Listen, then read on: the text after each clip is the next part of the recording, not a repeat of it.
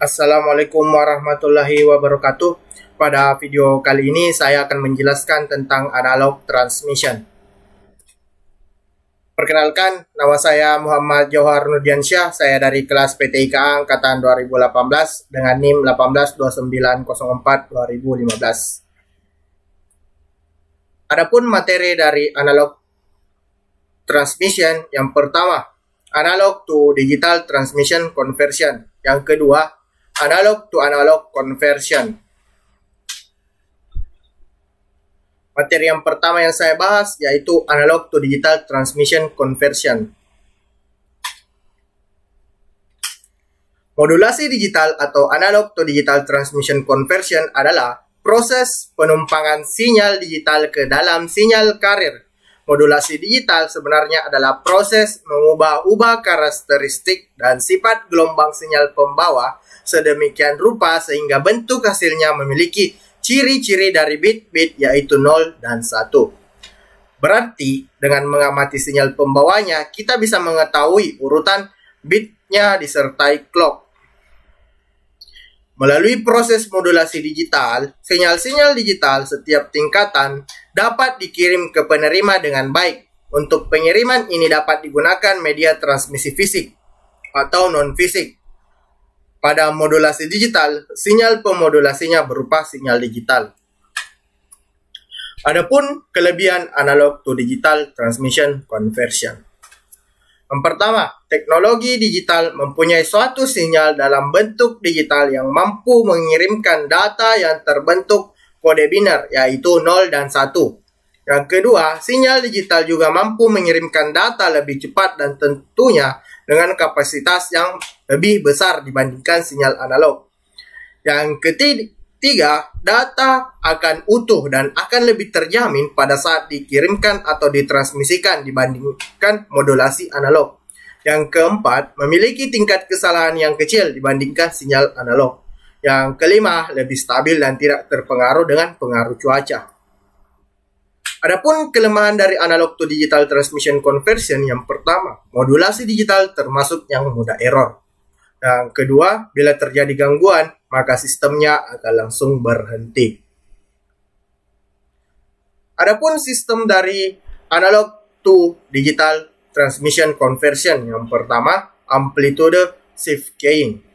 Amplitude shift keying merupakan salah satu bentuk modulasi yang gelombang pembawanya dimodulasi berdasarkan amplitudo sinyal informasi digitalnya.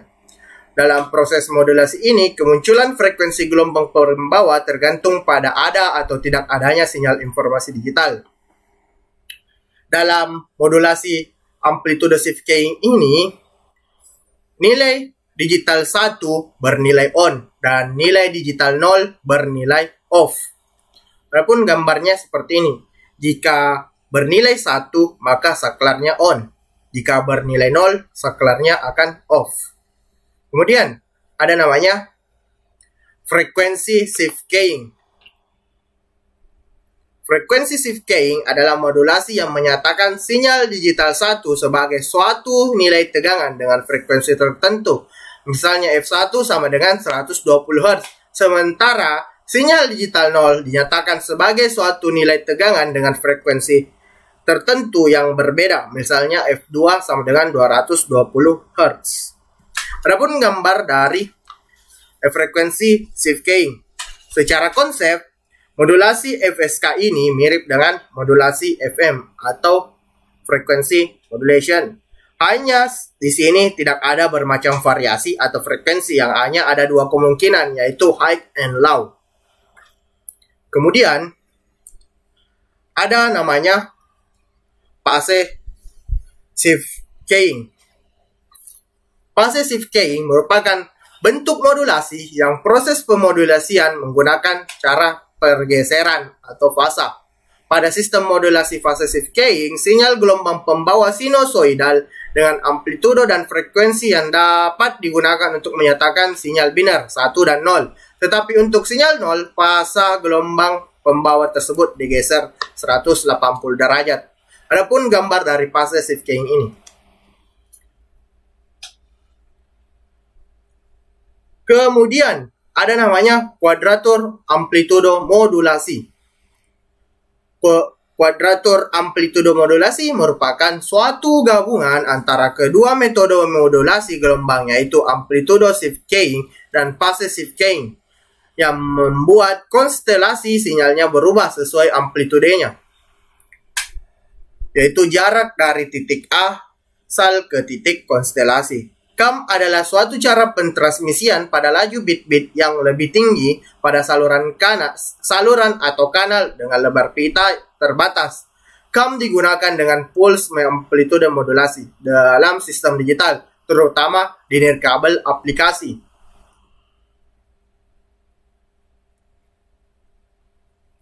Kuadratur amplitude modulasi tergolong ke dalam salah satu modulasi digital yang mana informasi digital itu sendiri terdiri dari amplitudo dan fase sinyal karir, dan sinyal-sinyal amplitudo dan fase sinyal karir tersebut akan diubah untuk menunjukkan data.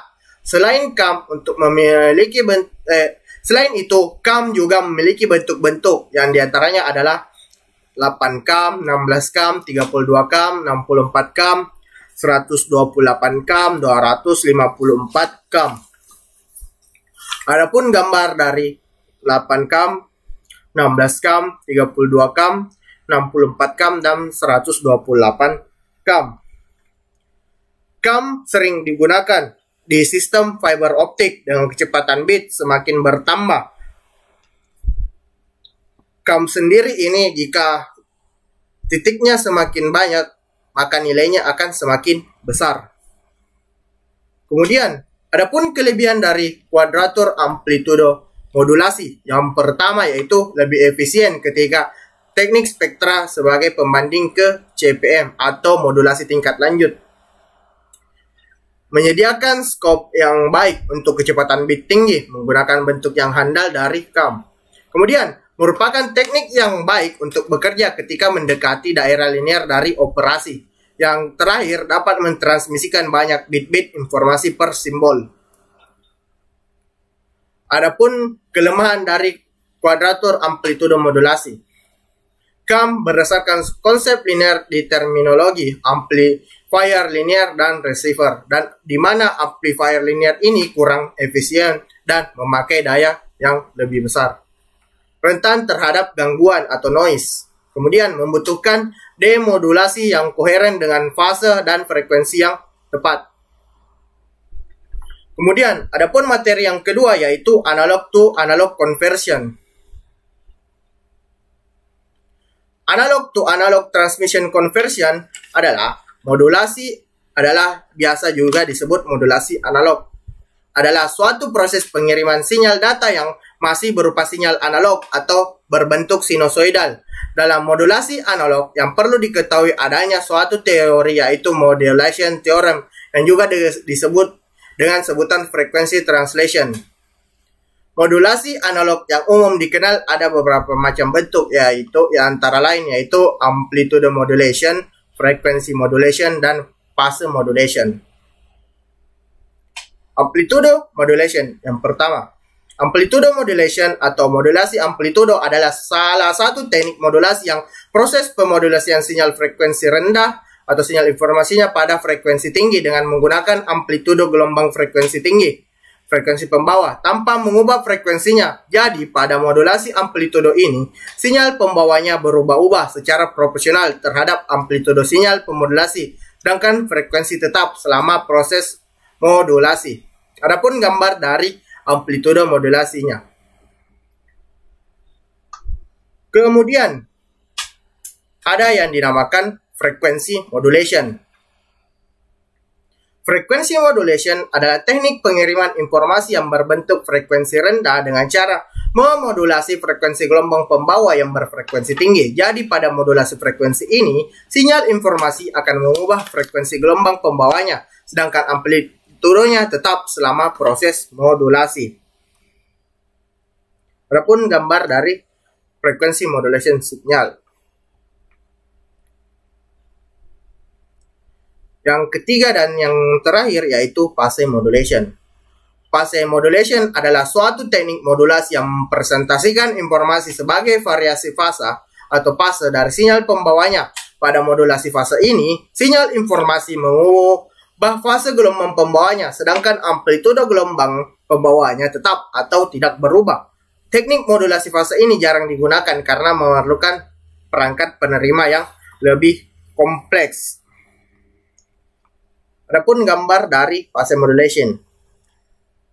Secara sekilas ini, modulasi fase ini hampir mirip dengan frekuensi modulasi. Namun perbedaannya apabila pada modulasi frekuensi, perubahan tertinggi ketika sinyal informasi mencapai amplitude puncak. Berbeda dengan modulasi fasa, perubahannya meningkat, yaitu perubahan fasa ketika sinyal informasi mengalami perubahan yang paling besar, yaitu kadar nilai positif ke negatif. Mungkin sekian dari video saya, kurang lebihnya mohon dimaafkan, karena saya hanyalah manusia biasa. Sekian, Assalamualaikum warahmatullahi wabarakatuh.